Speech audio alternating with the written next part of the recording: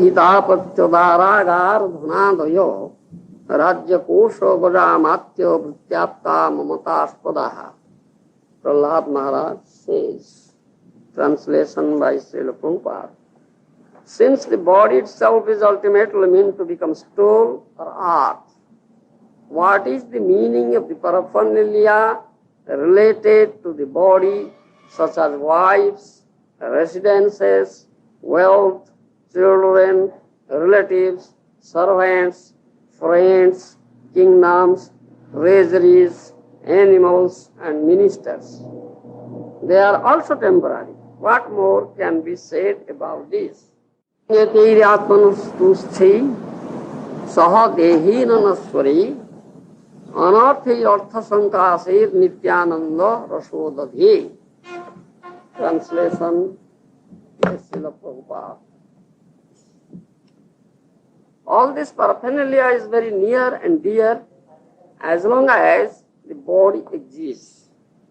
But as soon as the body is destroyed, all things related to the body are also finished. Therefore, actually, one has nothing to do with them. But because of ignorance, one accepts them as valuable. Compared to the ocean of eternal happiness, they are most insignificant. What is the use of such insignificant relationship for the eternal living being? Krishna consciousness, devotional service to Krishna, is the ocean of eternal bliss. In comparison to this eternal bliss, the so-called happiness of society, friendship, and love is simply useless and insignificant. One should therefore not be attached to temporary things. One should take to Krishna consciousness and become eternally happy. Since the body itself is ultimately meant to become stool or earth, what is the meaning of the paraphernalia related to the body? No hurry. Such as wives, residents, wealth, children, relatives, servants, friends, kingdoms, treasuries, animals, and ministers. It's useless. Because these are all related to this body. When body itself is temporary, ultimately the body becomes stool and earth. Isn't it? Ultimately the body becomes stool and earth. Isn't it? Is there anything else of this body? It remains?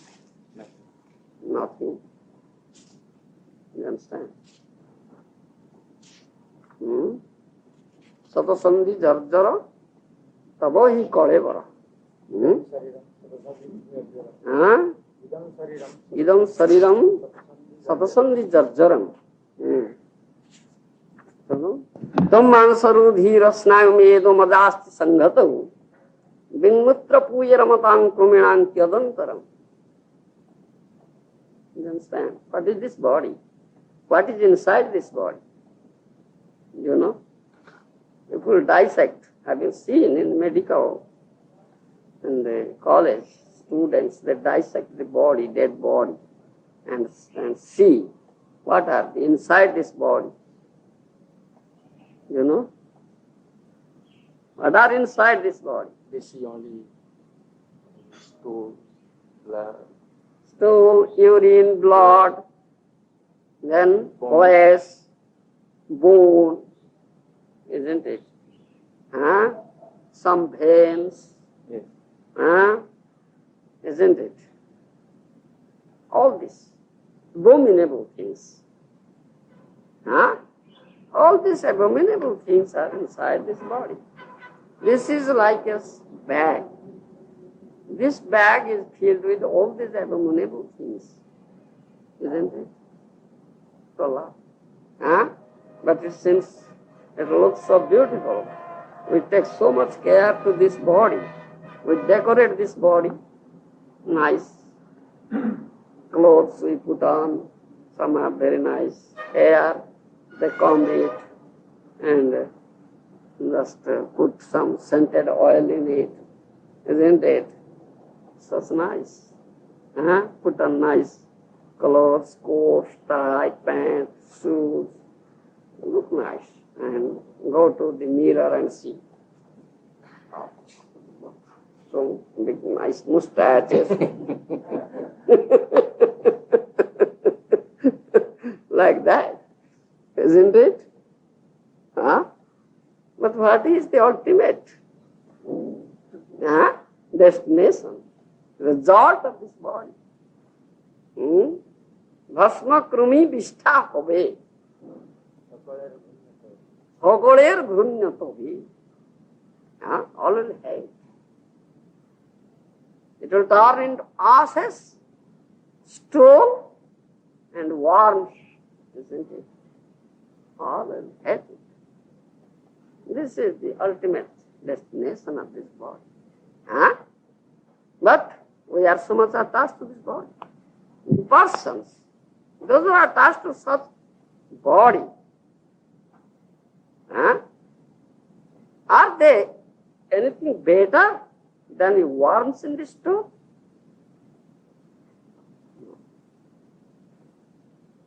There are so many worms in the stool and they are getting pleasure in it. Isn't it? Similarly, we are getting pleasure in this body. So one should not be so much attached to this body. And things related and persons related as wives, residence, wealth, children, relatives, servants, friends, kingdoms, treasuries, animals, and ministers. These are all related things to this body. And what is the meaning of such relationship? These are all temporary and very insignificant. All this purple love is near and dear as long as the body exists. But as soon as the body is destroyed, all things related to the body are also finished. Isn't it? The relationship all finished. You have father and son relationship. When the body of father dies, finished. The son says, if you ask the son, oh, where is your father? Oh, he is dead now. Finished. Isn't it? What is the relationship? Every relationship is finished. If the husband dies, if you ask the wife, where is your husband? Oh, he is dead. Finished. So, what is this relationship? We are eternal beings, a soul, and we have eternal relationship with the Supreme Lord. And that relationship is very valuable, is like the ocean of eternal happiness. You understand? And in comparison to that eternal happiness, the relationship is this mundane or material relationship are most insignificant. Then what is the use of such insignificant relationship for the eternal living being? Is there any use? No use at all. Then instruction is there. One should take to Krishna consciousness and become eternally happy. It is said so. Isn't it? Very nice instruction. This body, this metal body, is temporary, isn't it? Ultimately, it will be ashes to very nasty things. So we should not develop attachment to this body.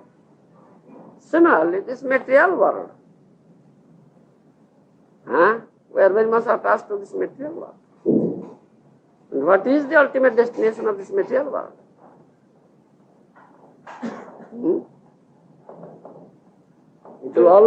It will ultimately be destroyed.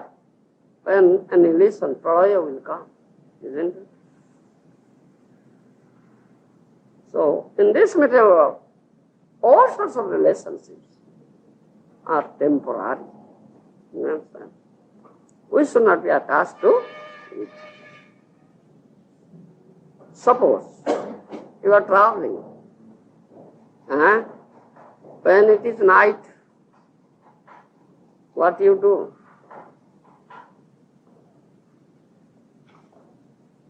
You have to find somewhere. You must find some inn, isn't it, to take rest, isn't it? Traveling and food, I say that. And Mahaprabhu was traveling on foot, Padayatra. He was doing Padayatra. He was not traveling in aeroplanes or cars or trains like that. So you being devotees of Mahaprabhu, you should do Padayatra. Isn't it? You should not use all these things. Should you? On the west. Everywhere. Why in the West? Ocean. Then swim. Swim over the ocean. Dog is swimming, so catch hold of the tail of the dog and swim. Can you do like that? They are ferocious animals. All right. Leave the ocean. On the land, then you do Padayatra. Isn't it? That is worry.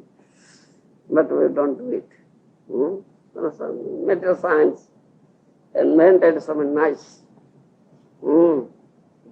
means of traveling. Aeroplanes, trains, so many things. Cars. We take help of them, use them. Because we want all comforts to this body.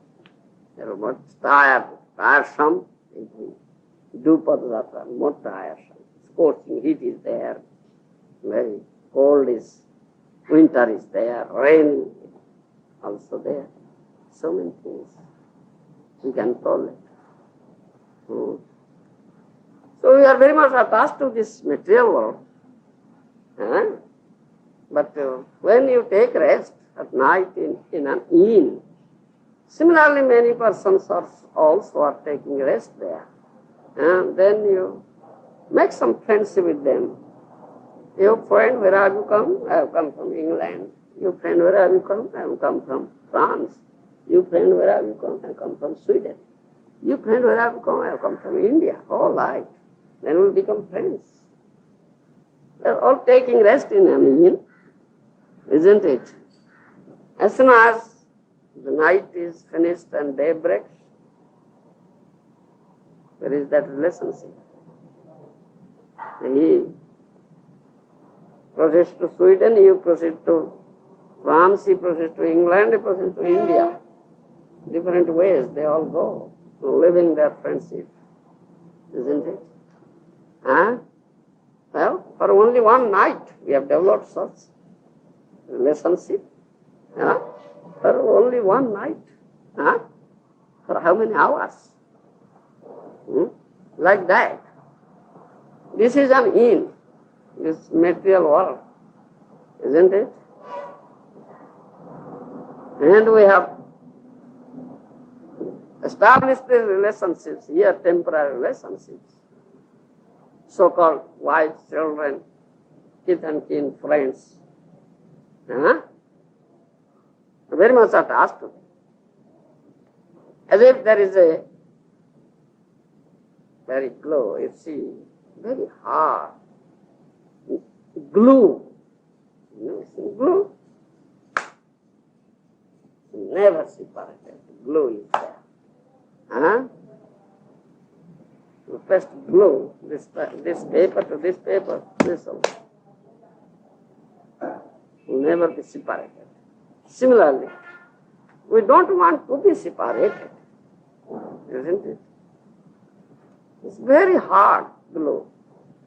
Tha, Very hard Gour. It is so hard. It is not a lesson. Will it not be lesson? Another example we give, suppose you are traveling in train.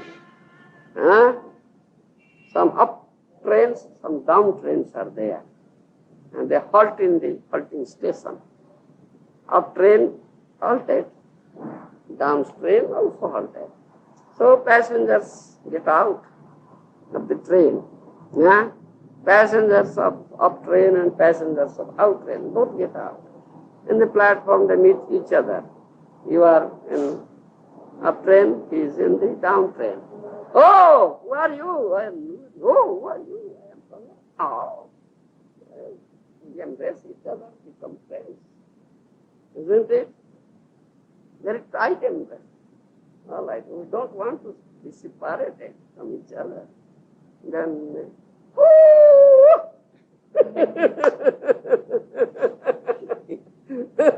the whistle there, train is warning, I will leave the platform. Train will leave the platform. But we are embracing each other, not. We don't want to be sure what will be the result, then you cannot get into the train and can reach the destination. You remain there in the platform. Isn't it? This will be the result. So similarly, in this inn, the material world, they have developed relations and embracing each other very tight. You don't want to be separated. Isn't it? So, then what will be the result, ultimate result? Within this short time, short period, you want to develop such intimate relationships. This is wonderful. Isn't it? We cannot think of what is its result. But now question arises. All right, Prahlad Maharaj says, all sadhus say, Acharya says, Shastra says, that this relationship is temporary, very insignificant. There is no need at all. We should not establish such a relationship, or we should not develop such love for it. Then, what is the real relationship and what is the real love? The real relationship and love is Krishna, with Krishna, who is the eternal being. Is Sajidananda Vigraha, isn't it? The real eternal relationship must be established with Krishna, with Satchit Anandamaya Vigraha. And really we develop love for him. You understand? If you want to develop love, just develop love for Krishna. He is the only person to be loved. You understand? And in Sanskrit we say it priti. Priti. You understand? We say priti. Priti means love. You understand? Prem. Priti. So, there is nobody else than Krishna who is to be loved, with whom we shall establish such relationship of love. You understand? Then, if someone is learned, someone is intelligent, he knows all these things, so he will only establish a relationship with Krishna. The relationship based on love, eternal love. You understand? He will never be attached to this temporary world or so-called material relationships. You understand?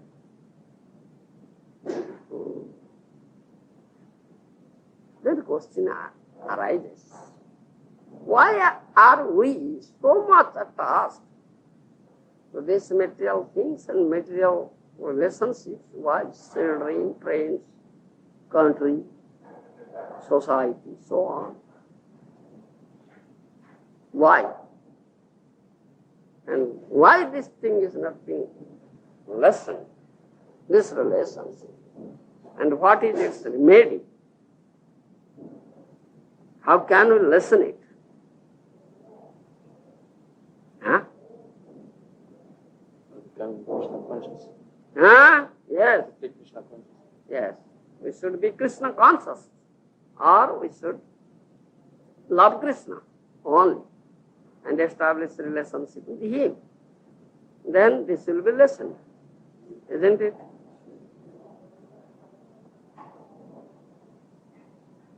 Unless we develop such attachment towards Krishna, this temporary attachment cannot be gone, cannot be lessened. You understand? If someone says, all right, this is Maya, this is Maya, this is Maya, this is Maya, this is mundane, this is mundane. Give it up, give it up, give it up, give it up. Then what will happen?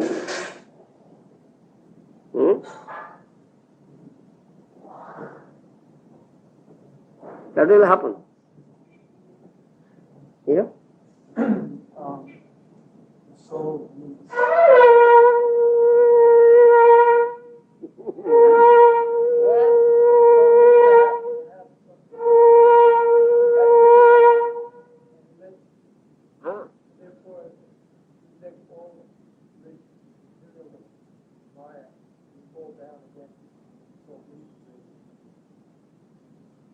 Have you seen an onion?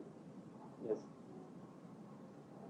Just you peel, recovering one after another. What will get at last? Ultimate. Nothing remains. Isn't it? Nothing remains. Similarly,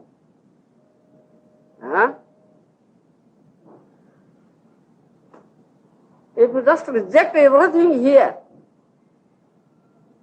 then nothing will remain at last. There is no question of rejection. You understand? But proper utilization. Question of proper utilization. What is the proper utilization? Everything is related to Krishna, and so everything should be utilized for the service of Krishna. This is proper utilization. No question of rejection. We never reject anything. The Vaishnavas, the devotees never reject anything. They utilize everything. They know that this thing belongs to Krishna and this thing should be utilized for the service of Krishna. And they utilize everything for the service of Krishna. You understand? And how to develop this thing? Love for Krishna. How can we develop such relationship? By taking shelter of the bona fide spiritual master and practice the loving service to Krishna under his guidance. Spiritual master. That's another question. Who is that spiritual master? Spiritual master is one who knows how to please Krishna, how to serve Krishna. Yes? you said on the page that spirituality, pure Vaishnava, coming into super successful. One thing, pure Vaishnava, pure sadhu. In other words, we may say, isn't it? Sadhu. So, instruction is, do sadhu sangha. Associate with sadhus.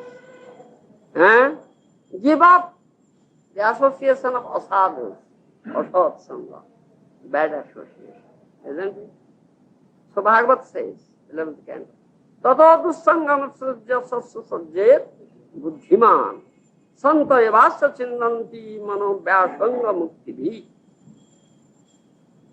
You know this verse? You don't know anything. These are famous verses. You understand? should know. Then how can you become Vaishnava? Explain for me, Guru Maharaj. I never had any spiritual master before, so you teach. Tato dussangam srujya sassu sajjet buddhiman santayasya chindanti manoprasanga mukti. Tato means therefore. He said therefore. Huh? Therefore give up the association of non-devotees or sadhus. Huh? Sassu sajjet buddhiman. One who is intelligent, he associates with sadhus. Develops satsanga, sadhu sangha. Do you understand? So, tato dussangam. Therefore, give up such association. Huh? When this word therefore is used, what does it mean?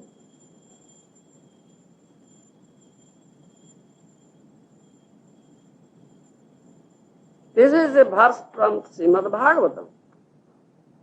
When Bhagavatam says this thing, therefore, give up this bad associations or satsanga or sadhu sangha and satsu sajjet buddhiman, one who is intelligent, he associates with sadhus. Why he says therefore? That means previously it is stated about the benefit of satsanga. Benefit of satsanga. Huh? Therefore, it is for that purpose. You understand? First, Bhagavatam says about satsanga, about sadhu sangha. Huh? Then speaks about asatsanga. Then it says, therefore you give up this. You understand? This specific word is used, tato, means therefore. You should know all these things, words, Sanskrit words. You should learn all this. When you give the definition of a Vaishnava, what do we say? Who is a Vaishnava? Vaishnava, Shloko Bhaktaram, Jnana Bhaktaram. You see? He is a Vaishnava, one quotes authority. You understand? Transcendental knowledge, quoting authority. Srimad Bhagavatam, Bhagavad Gita, Upanishads, like that. Is Vaishnava. Not only speaks so many things without quoting authority. You understand, Paula? So he is known as Vaishnava. So you should know this. This is their authority. Sadhus, devotees of the Lord, and they speak about all these things, benefit of the sadhu sangha. And they instruct us to give up sadhu sangha or satsanga, bad association, and develop sadhu sangha, satsanga, isn't it? And we hear it, we listen to it. But is it a very easy thing that all at once we can give up this attachment, material attachment, and develop attachment for Krishna?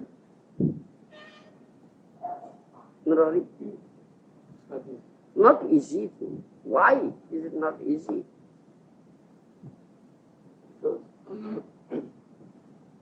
We've been since time immemorial and in this material world and Yes. in the process of mind. So Krishna says about Bhagavad Gita, deviation is very strong. Yes, it is not easy thing because lakhs of lives we have already spent, underwent, undergone, isn't it? Developing this material attachment, isn't it? This is like a very hard glue, isn't it? Huh? It seems to be quite impossible on our part to give up this attachment. Huh? But what should we do? To persevere, to keep going, to keep that association of sadhu. One must be serious about it. One is very serious and sincere and takes it seriously. He must approach a sadhu, bona fide spiritual master. You understand? And be his disciple. And he should practice sadhana. You understand? Anukulyasa sankalpa pratikulyasa varjanam. Rakhe siddhiti vishwaso goptrute varanam tatha atmanikshepa karpanni sarvidha saranagati. Spiritual master or sadhu instructs us to take complete shelter at the lotus feet of Krishna. Completely surrender yourself at the lotus feet of Krishna, isn't it? Then what is to be done? What shall we do and how can we do it? And what is that surrender? It's a question. Yes? It's to become a sincere disciple. Serious. That I have already told you. Sincere disciple, serious disciple. My next question is, in another way I'll put the question. How can he understand or how can he know who is completely surrendered?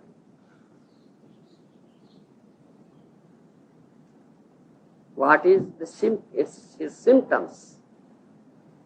He speaks always about Krishna. Oh, many pandits are there. They speak very nicely about Krishna. But they are not surrendered. Isn't it? I have seen many good orators. Huh? No, 6 stages. Yes, 6 symptoms are there. What are those? Yes. Reject that is unfavorable for devotional service. Anukulyasa sankalpa pratikulyasa varjanam. Then depend completely on mercy of the Lord. Rakhe siddhiti vishwaso goptrutve varanam tatha. This verse you should remember. These 6 things are said here. You don't know only you. Just to remembering, thinking, what is that, what is that, what is that, like that. Remember this verse, 6 things are said here. Anukulyasa sankalpa pratikulyasa varjanam. Accept what is favorable, what you say, for devotional service, and reject what is unfavorable, pratikulyasa varjanam. Rakhe sthiti vishwasa. Develop firm faith on Krishna. That is the only protector. He must protect me. Vishwasa means faith. Rakhe sthiti vishwasa. Goptrute varanam tatha. Next, 4th item. Is the only guardian. Is my only guardian. Only master. You understand? Goptrute varanam tatha. Atma nikshepa karponni. Then Atma nikshepa, then karponna. This is 6. Sarvidha. Atma nikshepa means complete surrender. Atma nivedan. You understand? Oh Krishna, I am yours. You are mine, I am yours. You understand? With the open heart. You understand? Speak once. Open your heart. With open heart. You speak, oh Krishna, cry and say, I am yours, you are mine. Then Krishna accepts. Atma nikshepa, that's known as. Then karpanya. What is that karpanya? Cry. Yes, cry. always cry. You understand? Always, always. Not once, but twice. Always cry before Krishna. That is karpan. These are 6 symptoms of surrender. Sarvidha saranagati. That is it. Huh? Yes? Huh? Which one that you mentioned? Karpanya. Karpanya means crying. Yes. Always cry. Backward chittore prarthana. Cry and pray. That is karpanya. You understand? Therefore, when a disciple or devotee comes to Guru, spiritual master, is known as sadhaka. You understand? He should do sadhana. In that stage, sadhakavastha, he should be very, I say, develop this firmness, dhrata. What is unfavorable, to reject. Isn't it? Beginning, it should be like that. Therefore, we give 4 regulative principles. And one should strictly follow it. All regulative principles. And this is needed in the initial stage, sadhakavastha, for neophytes. Do you understand? Neophyte stage.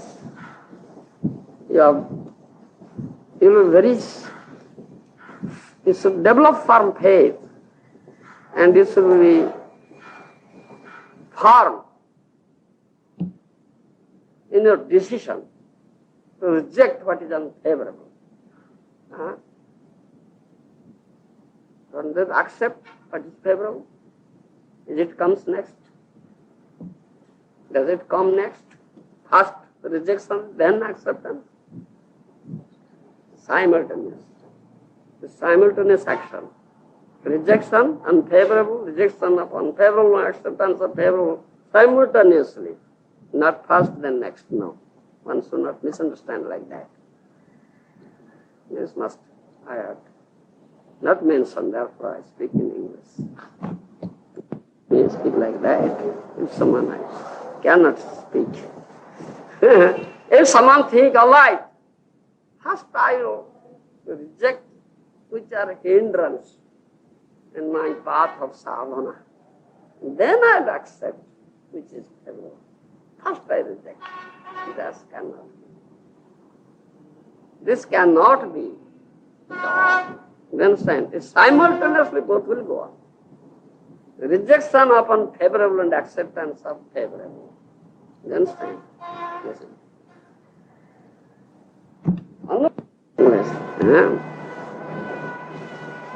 When you are determined to accept, when you are determined to accept what is favorable and reject what is unfavorable,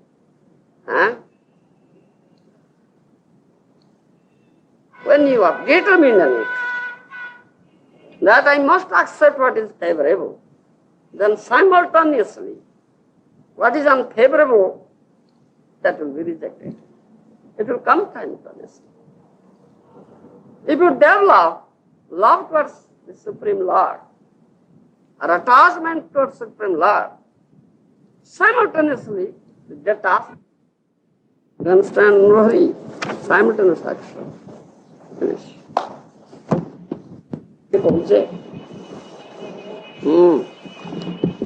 Related to Krishna. You understand? He is a pure devotee. Who is a pure devotee, sees everything related to Krishna. He never sees the otherwise. So he never says this is good, this is bad. You understand? Because he says everything belongs to Krishna and everything should be utilized for the service of Krishna. And everything is related to Krishna. How can it be said good or it's bad, other is bad? A pure devotee never sees so, never says so. You understand? Huh? This Guru Maharaj is the case of pure devotee. Yes.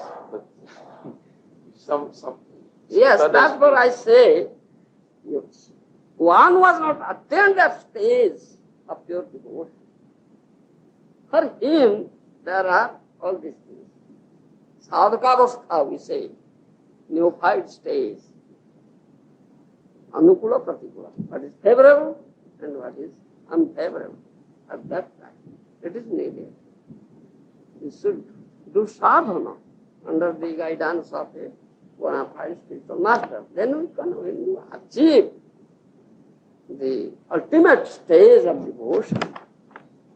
That is pure stage of devotion. Then you can understand nothing to be rejected. Nothing. You will never say at that stage it is good and it is bad. You will see one relationship, and that is the relationship of Krishna. And everything is related to Krishna. You understand? As for example, Jogai Madhai, they were drunkards, very sinful persons. One should not associate with them. Isn't it? But Lord Nityananda, Haridas Thakur, they went to them and turned them. They turned them towards Krishna Bhakti. They became sadhus. You see. This is pure devotion, pure devotee. Does like that, isn't it? As we say, don't think it otherwise. The Western world, Maya is very strong there. They are very gross materialists, material scientists, isn't it? They think everything, they see and find everything and speak everything in relation to this world and body. Isn't it? They don't know about Supreme Lord and that relationship, isn't it? So for sadhaka, it is unfavorable to associate with such gross materialists. But my Guru Maharaj went there. He is such a great devotee. He turned it, all the materialists to be devotees. He never rejected them. Hey, you get out, materialist. You rascal, get out. He never said. No, please come. Isn't it? How he turned. He never says it's bad. No, this all belongs to Krishna. These are souls. This is a soul, his soul is soul. It's Krishna's thing. So, I shall develop such love, I shall inculcate such consciousness into them, then thereby they will develop love towards Krishna and establish a relationship with Krishna and be happy. So hippies become happy. Those who are hippies, the hippies become happy, isn't it? Isn't it? So, a pure devotee, a Paramahansa, he never says it is good and it is bad. He never says so. He says everything related to Krishna, everything should be utilized for Krishna's service. So Nityananda Prabhu, like the association of Nityananda Prabhu, the Jagais and Madhais became great sadhus, you see. He didn't reject them. But for beginners, for neophytes, this thing is there, acceptance and rejection. But when you attain that stage, highest stage, of pure devotion, you will find nothing to be rejected and nothing to be accepted. Everything should be utilized. Everything belongs to Krishna and everything to be utilized for service of Krishna. If some is non-devotee, the sadhaka will give up such association of non-devotee. But the Paramahansa never rejects them. He showers mercy on them and turns them towards to become devotees, isn't it? He showers mercy on them. Because he is soul, he must be a devotee. All right, I'll make him a devotee. Do you understand me? At that stage, nothing to be accepted, nothing, no question of acceptance and rejection. In that state, everything belongs to Krishna and everything should be utilized for Krishna. Yes. Almost for the case of behavior, maybe you are devotee, you develop some good Behavior. and then when you see others, they are acting different way, Yes. eating different way. Yes, if someone is speaking differently, acting differently and not acting as a devotee, then the pure devotee, Paramahansa, should shower mercy on him. No criticize. Huh? No criticizing. No criticism. He never criticizes, a pure devotee never criticizes. You understand? If he criticizes or chastises, that is for good. That is for benefit. If he slaps, that is also good. If he inflicts some punishment, that is also good. Isn't it? If us criticize in our stage of new fight, and sometimes we have some mentality to criticize that everything bad. Sometimes we have such mentality to criticize. So what we have to learn. But criticism should be healthy, not unhealthy. Healthy criticism that will help the person to turn. Isn't it? Constructive criticisms, healthy criticisms, not destructive, unhealthy. You understand? That only spiritual master can do, and a great devotee can do. Neophyte cannot do it. You cannot turn him towards bhakti. You understand? Therefore, the spiritual master chastises, inflicts discipline, inflicts punishment. You understand? And that does good to us. A neophyte cannot do it. So you cannot do like that. For you it is beneficial not to associate with such persons because you are neophyte. Your bhakti will be annihilated. If associated with a drunkard, so that tendency will develop. And you have no power to turn them into devotees like the guy Maharaja, Lord Nityananda did. You understand? So for you, reject that association and accept association of with devotee. For you. No, Guru Maharaj is very important for us. In association of devotee, sometimes it happens that you can see two devotees, another one acting in a proper way. He tries best to act as devotee. And another one is acting completely different. Yes, he's completely like different. So opposite. Yeah, still he's devotee. He's following principle in the temple. He, like doing outwardly a devotee, but not sincerely. So that devotee one should be avoid his company, association. Yeah, who is a neophyte? If you have power, don't turn him. Change him if you have power. If you have no power, so don't associate with him. Maybe you can explain what is the difference between associating with old person or giving association preaching to elder. Yes.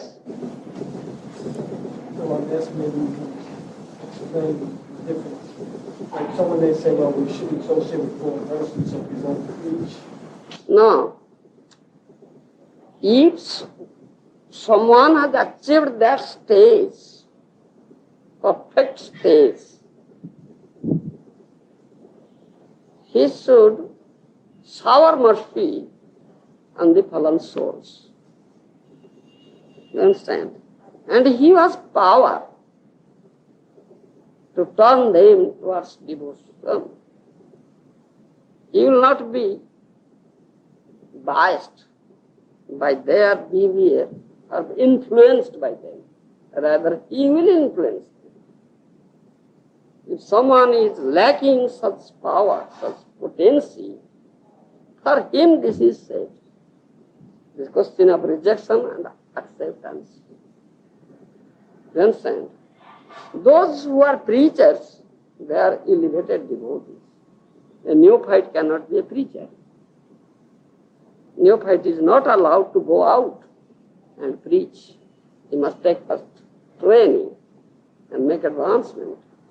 Then Guru will arrive. Guru will see that now he has achieved elevated stage and now he is fixed in devotional service and he will never be influenced by Maya.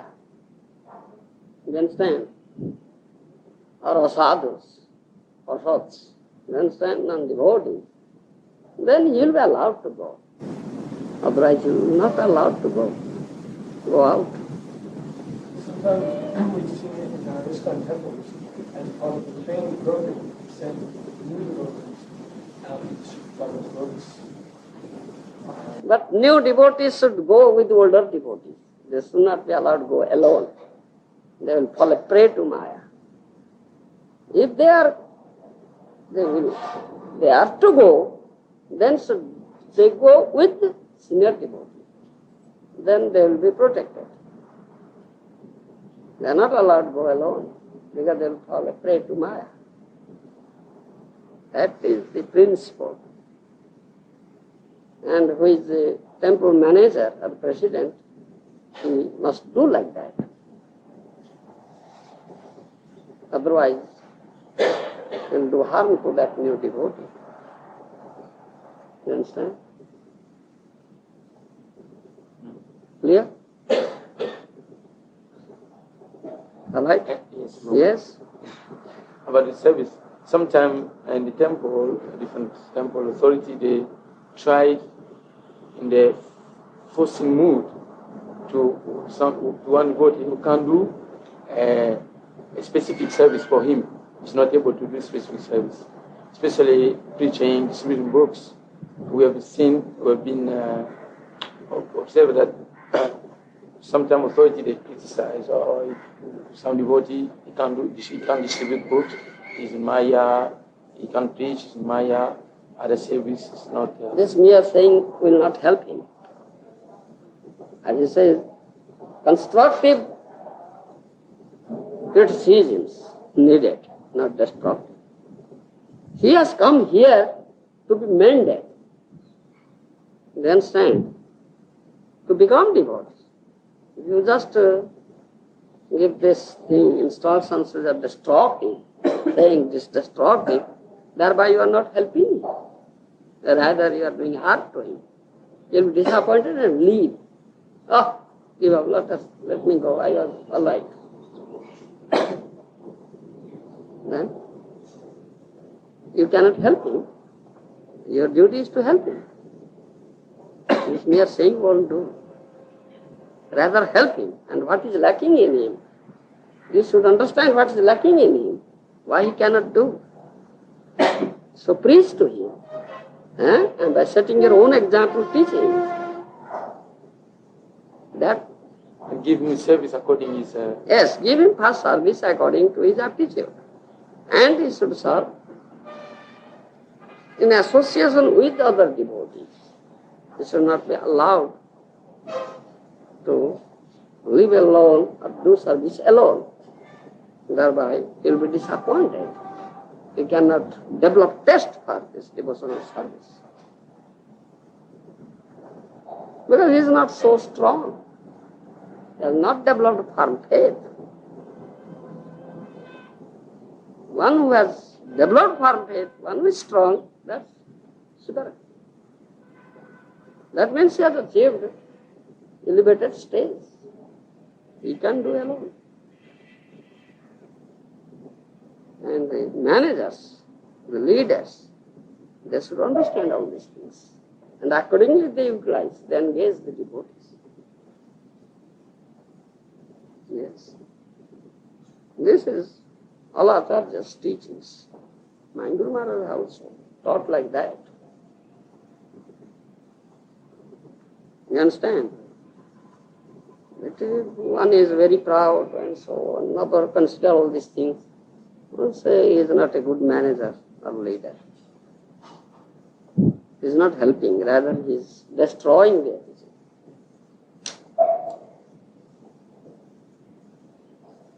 But as a Vaishnava, we should help. We should help. Vaishnava is very, very merciful. He is very, very merciful. Sarva bhuta hiterapa. He is merciful to all living entities. Isn't it? So this is not Vaishnava attitude. If it is just talking, criticism, no, that won't help. You understand? That leader needs further training, I think. He is lacking in training. He should not be a leader. You understand? He needs training. Just one specific point upon that, because I've seen many devotees, for example, in the big yatra when I was in France.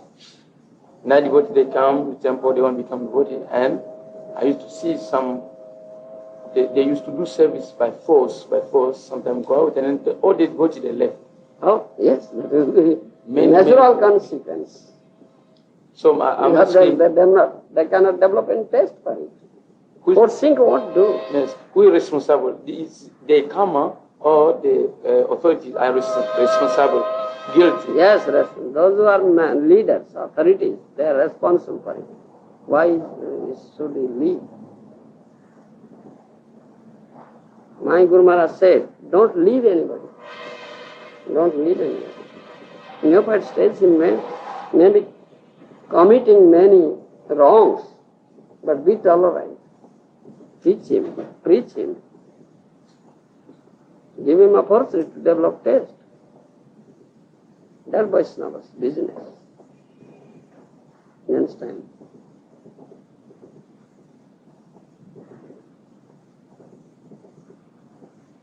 Nobody should leave. If he has come, let him develop taste for this. Let him be trained nicely and take care of. It should be taken care of. I heard Srimad say, bend them, don't make them angry. Yes. Don't break them, bend them. Yes, that's nice thing. Instead of breaking, bend them. That's all right. That's nice thing. You understand? It requires skill. It requires skill. And it requires love for the soul. Unless you have love for the soul, you can't do it. That's the only reason. They have never developed love for soul. So they're doing for the prestige. Prestige, yes. One who is after prestige is not a Vaishnava at all. Some authority. That is like a material person. Material person wants all these things. If it is hampered, he gets angry, annoyed so much, and leaves at last. Leave this society. I do myself. That's the consequence. He leaves Guru also. You understand? Such person leaves Guru also. They leave their spiritual master. Because they have come to become Guru Bhogi, to enjoy Guru. I'll get so much enjoyment. They are not Guru Bhogi. You understand? They are not Guru Sevi. They are not the servitors of Guru. They are the enjoyers of Guru. Then at last they will be Guru Tyagi. They will leave Guru. You understand? And this is going on. So if you're serving your spiritual master, if anyone who comes in contact with you about devotional service, whatever may be his aptitude, whatever may be his social situation, Yes. You have to see that this is my spiritual master sending me this that Yes. person, Yes. and you have to try your best to help him. Yes, to help him. Yes. To engage him in Krishna service. And preach to him and be merciful to him. Be sympathetic to him. Yes. That's Vaishnava's attitude. You understand? Thank you. Jai Srila Prabhupada Maharaj. Yeah.